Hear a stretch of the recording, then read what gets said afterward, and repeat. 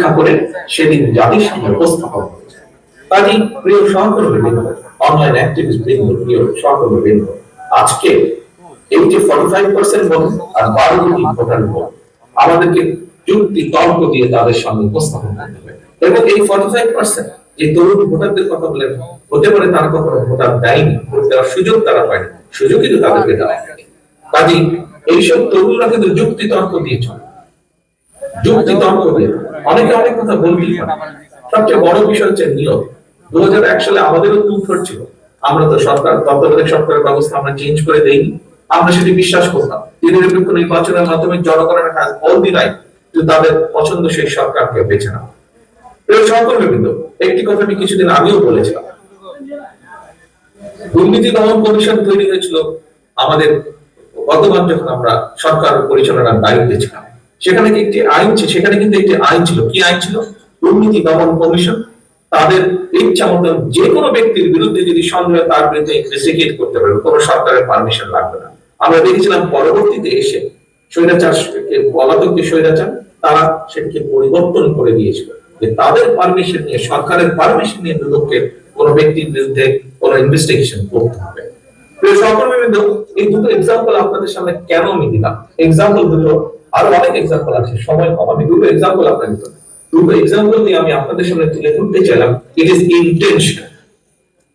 BNP যদি স্বৈরাচারের মতো তার নিয়ম খারাপ থাকতো, তাহলে 2/3 মেজরিটি আমাদের ছিল। পরবর্তীতে আমরা দেখি 2008 সালে ষড়যন্ত্র নির্বাচনের মাধ্যমে 2/3 মেজরিটি তাদেরকে দেওয়া হয়েছে।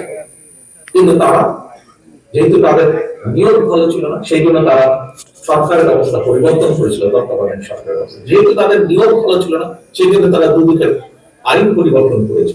কিন্তু হতে পারে আমাদের কিছু কিছু ক্ষেত্রে হয়তো আমরা সফল হতে পারি, কিন্তু আমাদের নিয়ম ঠিক ছিল। 2/3 থাকার পরেও বাংলাদেশ জাতীয়তাবাদী দল, দেশনেত্রী খালেদা জিয়া পরিবর্তন করেননি সরকার ব্যবস্থা। আমাদের হাতে সেই সময় রাষ্ট্র ক্ষমতা থাকার পরও আমরা চেয়েছি দুদক ইন্ডিপেন্ডেন্টলি, স্বাধীনভাবে কাজ করবে। কারণ সত্যিকার ভাবে বিএনপি চেয়েছে এই দেশে দুর্নীতি নির্মূল হোক, অথবা দুর্নীতি এমন এক পর্যায়ে আসুক যেটি দেশকে ক্ষতিগ্রস্ত করবে না, অথবা দুর্নীতি দূর করতে যা বোঝায় সেই কাজটি দুর্নীতি দমন কমিশন স্বাধীনভাবে করুক। আমাদের ইন্টেনশন হয়েছে, it is all about intention.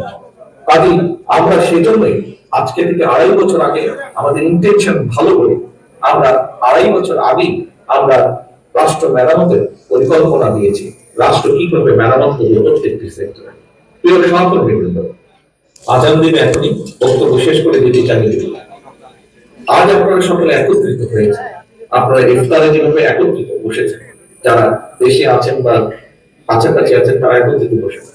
আমাদের আরো শত হাজারো অ্যাক্টিভিস্ট আছেন যারা কেউ কেউ হয়তো দেশে নেই, যারা দেশে আছেন তারা হয়তো এই মুহূর্তে কাছে নেই, ঢাকায় নেই, আমাদের দেশের বিভিন্ন প্রত্যন্ত অঞ্চলের কর্মী। আপনাদের সকলের কাছে যে কথাটি শুরু করেছিলাম সেই কথাটি আমি শেষ করতে চাই।